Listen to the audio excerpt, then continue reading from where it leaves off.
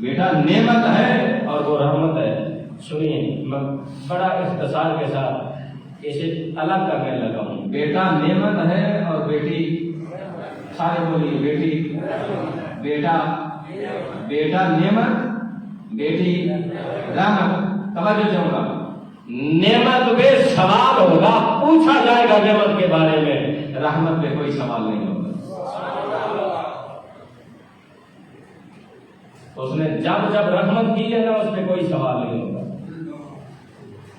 اٹھائیے سورہ الحاقم التکاثر تیسرے بارے میں آخری آیت مقدسہ، فرمایا ثم لتسألن یومئذ عن النعیم۔ میں نے تمہیں جتنی نعمتیں دی ہیں نا، ہر ایک نعمت کے بارے میں کل قیامت کے دن تجھ سے سوال کروں گا۔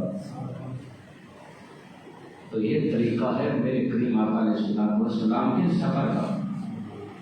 اب تیسری چیز، پہلا کہ کوئی تنہا مرد ہو یا عورت سفر نہ کرے۔ دوسری چیز کہ بدشگونی کی وجہ سے، کہ بجلی گزر گئی، پرندے اڑ گئے، یہ ہو گیا وہ ہو گیا، اس کی وجہ سے صرف اپنا سفر ترک نہ کرے۔